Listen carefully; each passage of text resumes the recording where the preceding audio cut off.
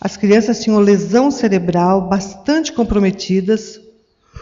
E o primeiro trabalho, a gente não podia fazer muito por elas, porque até eram poucas vezes que eu podia estar lá. Mas a gente começava trabalhando com espelho, para que a criança se conhecesse primeiro, porque muitas não têm nem consciência de si. Porque se elas não tomarem consciência de si, elas não conseguem absorver o outro, entender o outro, perceber o outro. Não é verdade? Muitos profissionais aprendem isso. O pastor que me batizou é o pastor César Augusto da Costa. E na década de 70 eu ouvi uma pregação dele em que ele disse que há 4 tipos de amor. Amo-me por amor de mim, egoísmo. Amo-te por amor de ti. Eu me anulo porque você é tudo e eu não sou nada, então pronto, fica aquela pessoa pegajosa, né, tal. Amo-te por amor de mim, interesse. Agora, amo-me por amor de ti, foi o amor que Jesus praticou e é o melhor amor que existe. Porque eu vou me cuidar, assim como ele se cuidou, para que eu possa dar o meu melhor para você, para o outro, né? Então, sem amor, a vida não tem sentido, porque ele renova as nossas esperanças, reanima a nossa alma e ajuda a manter a juventude da emoção, que é o que nós vamos falar um pouquinho agora. E Jesus, o mais sofrido de todos os homens, ele, mesmo na cruz, ainda fazia raio-x da emoção das pessoas. Ele se preocupava com elas o tempo todo, e então, mesmo na cruz, ele foi percebendo. Nós vamos falar alguma coisa sobre isso. Quanto amor Jesus demonstrou por nós. Não dá para a gente ficar insensível diante da cena do Calvário, quando nós a vemos por slides, quando nós lemos na Bíblia ou no livro, é uma coisa que nos emociona, porque ela está totalmente cheia de amor, né? Jesus foi a pessoa mais flexível e aberta que existiu, mas ele teve que enfrentar opositores tremendos. Mas ele sabia gerenciar as suas emoções. E essa é a mensagem de saúde mental para vocês. Saber o que é isso, né? O que é gerenciar as emoções? Então, resumidamente, eu vou falar para vocês como funciona a questão da emoção, dos comportamentos na nossa vida em relação à memória. A nossa memória, eu vou tomar aqui uma explicação do Dr. Augusto Cury. A nossa memória é como uma grande cidade. Tem o centro, né, que é de acesso imediato, é a nossa parte consciente. Nós, na verdade, eu costumo dizer, e eu faço assim, nós temos vários níveis de consciência, consciente, semiconsciente e inconsciente, não é? E temos os bairros que estão complexamente interligados, a grande periferia, que é o inconsciente. O inconsciente mistura passado, presente, sem diferença nenhuma, não é de fácil acesso. Para fazer uma terapia, por isso que demora, você tem que ir tirando camada por camada, até quem sabe uma coisa inconsciente emergir, aquele incômodo inconsciente emergir, e você poder trabalhar mais em cima disso e tentar ajudar a pessoa a tomar um outro ritmo em relação àquilo. Então, veja, a memória que é consciente, que é o centro, se chama memória de uso contínuo, tá? A outra, que é o inconsciente, é a memória existencial, né, onde ficam arquivadas todas as nossas experiências.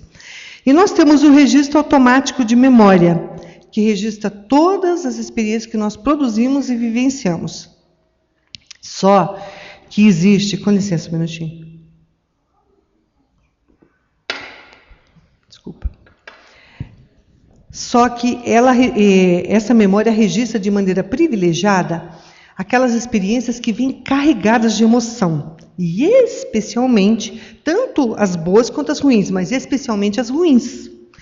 Então, experiências negativas, como medo, insegurança, raiva, mágoa, humilhação, rejeição, geram uma zona de tensão na emoção. Tá? Tudo isso ainda em nível consciente. Tá? Se essas emoções, se essa zona de tensão não for trabalhada rapidamente, olha, quando eu digo rapidamente, sabe o que são? 5 segundos. ela vai ficar gravada, em primeiro lugar, no consciente, tá? E vão ser produzidos pensamentos fixos e repetitivos sobre aquela situação. Por exemplo, alguém passa por você e não te cumprimenta. Aí você fica super chateado pensando um monte de coisa. Dependendo do dia e do jeito da pessoa, vai pensar um monte de coisas. E, na verdade, racionalmente, o que aconteceu? Como que a gente deve analisar com equilíbrio? Bom, essa pessoa só é responsável pelo seu esquecimento ou até pela intenção de não cumprimentar, problema dela, mas ela não é responsável em nenhum momento pelo mal-estar que isso me causou, ou que isso te causou. Tá? Porque daqui para cá é o que você permite, certo? Podem, a não ser que seja uma bala de revólver, ou uma flecha, ou um objeto real, tangível, mas psicologicamente só te atinge aquilo que você deixa. Agora, para você chegar num ponto assim, você precisa ser bem resolvido, né? Para poder. Mas então, como é que você trabalha rapidamente a zona de tensão? É tentando deletar, porque depois que gravar não tem mais como deletar. Só tem como reeditar, isso é um pouco mais trabalhoso. Então, o que você vai pensar? Bom, tá, isso aconteceu, eu vou deixar que isso me atinja? Puxa vida, talvez nem seja o caso, não merece o meu desgaste. Depois eu converso com a pessoa, quem sabe não é nada disso que eu estou pensando. Acredite no seu valor. Tá? Eu sou uma pessoa que não quero jamais passar em cima de alguém, não cumprimentar, mas eu canso de fazer isso, por ser distraída às vezes. Não consigo ficar ligada 24 horas. Então, às vezes acontece, mas não é de propósito. Então, se alguém ficar chateado porque eu não cumprimentei, vai gastar energia à toa, porque, na verdade, eu não estou fazendo por mal. Eu acho que isso acontece com outros. Agora, tem gente que é de ruim mesmo que faz, né? Agora, merece que você se importe tanto, se desgaste tanto? Merece, porque você vai gastar sua energia com uma coisa ruim que ele fabricou, que essa outra pessoa fabricou, sem necessidade. Eu sei que não é fácil assim, mas como aqui é um tempo curto, então a gente sabe que tem que trabalhar em cima disso, mas já estou dando as dicas, não é verdade? Pense sempre assim, isso merece o meu desgaste? Será que é tão importante assim? Vou me preocupar com outras coisas que são mais importantes. Então, nós temos que colocar ideias racionais, cheias de razão, né? Razão de questão lógica, diretas, inteligentes, pesar, comparar, se for o caso, tudo isso em 5 segundos no caso de uma zona de tensão. Raciocinando a questão do desgaste, se o que aconteceu e que te chateou e que te preocupou realmente tem a importância que você está dando, se você não está sendo sensível demais, porque às vezes a gente é meio sensível, né? A gente às vezes está fragilizado por alguma coisa e a gente dá importância demais para os fatos, não é? E essas avaliações que você faz rapidamente aqui, olha, silenciosamente no palco da sua mente. Fazendo o treino, você vai conseguir. Né? Isso não acontece de uma hora para outra, porque a gente tem aquele trilho mental que a gente sempre segue, né? Às vezes até de ser meio coitadinho, de dizer, olha o que fazem comigo. A gente faz assim, porque a gente acha que isso aumenta a autoestima, mas é o contrário.